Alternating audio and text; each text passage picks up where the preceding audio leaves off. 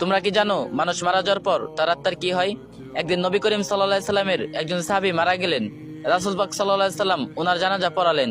তারপর একদল সাহাবী মৃতদেহ কবর দেওয়ার জন্য কবরস্থানে নিয়ে আসলেন। সবার সাথে আমাদের নবী করিম সাল্লাল্লাহু আলাইহি সাল্লাম হেঁটে হেঁটে আসলেন। দুজন সাহাবী কবর খুঁড়তে শুরু করলেন। সবাই মৃতদেহকে ঘিরে বসে আছেন। কবর খনন শেষ হওয়া পর্যন্ত অপেক্ষা করছেন। সবাই চুপচাপ, নীরব ও শান্ত একটি পরিস্থিতি। নবীজি গভীর মনোযোগ দিয়ে কবর খোঁড়া দেখছিলেন।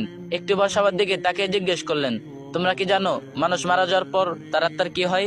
সবাই খুব আগ্রহ নিয়ে নবীজিকে বললেন, ইয়া রাসূলুল্লাহ সাল্লাল্লাহু আলাইহি সাল্লাম, আমাদেরকে বলুন। নবীজি সাল্লাল্লাহু আলাইহি সাল্লাম একটু চুপ করে থাকলেন। সবাই ওনার কাছে এসে ঘিরে বসলেন। মৃত্যুর পর আত্মার কি হয় এই তথ্য তাদের জানা ছিল না। আজ সেটা নবীজির মুখে শুনবেন। কত বড় সৌভাগ্য! শোনার জন্য সবাই অধিক আগ্রহে নবীজির কাছে এসে বসলেন। তিনি একবার কবরের দিকে তাকিয়ে মাথাটা তুলে আকাশের দিকে তাকালেন। তারপর তিনি গল্পের মতো করে বলতে শুরু করলেন, শুনো, যখন মানুষ একেবারে মৃত্যুর শয্যায়, তখন সে মৃত্যুর ফেরেশতাকে দেখে ভয় পায়। কিন্তু যে বিশ্বাসী ও ভালো মানুষ, তাকে মৃত্যুর ফেরেশতা হাসি মুখে সালাম দেন, তাকে উভয় দেন এবং মাথার পাশে এসে ধীরে ও যত্ন করে বসেন।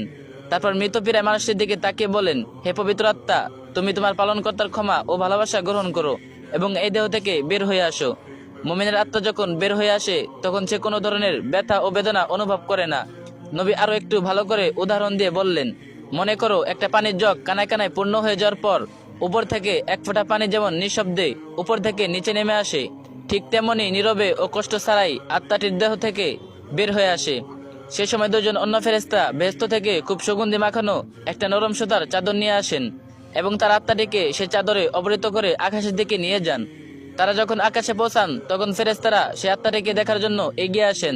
কাছে এসে সবাই বলেন, সুবহানাল্লাহ, কত সুন্দর আত্মা, কি সুন্দর তার ঘিরান। তারপর সবাই জানতে চান, এই আত্মাটি কার? উত্তরে আত্মা বহনকারী ফেরেশতা বলেন, উনি হলেন ফুলান ইবনে ফুলান। নবীর আরবিতে বলেছেন, বাংলা হলো অমুকের সন্তান অমুক। বাকি ফেরেশতা তখন আত্মাটিকে সালাম দেয়। তারপর আবার জিজ্ঞেস করে, উনি কি করেছেন? ওনার আত্মা এত সুঘ্রাণ কেন? আত্মা বহনকারী ফেরেশতা তখন বলেন, আমরা শুনেছি মানুষজন নিচে বলাবলি করছে, উনি একজন ভালো মানুষ ছিলেন, আল্লাহর ভালো বান্দা, অনেক দয়ালু, মানুষের অনেক উপকার করেছেন। এতটুকু বলার পর নবী একটু থামলেন। তারপর সবার দিকে ভালো করে দৃষ্টি দিয়ে ওনার কণ্ঠটা একটু বাড়িয়ে বললেন, এই কারণে বলছি, সাবধান, তোমরা কিন্তু মানুষের সাথে কোনো খারাপ ব্যবহার করবে না। তুমি মারা যাওয়ার পর মানুষ তোমার সম্পর্কে যা যা বলবে, আত্মা বহনকারী ফেরেশতারাও আকাশে গিয়ে ঠিক একই কথা অন্যদেরকে বলবে।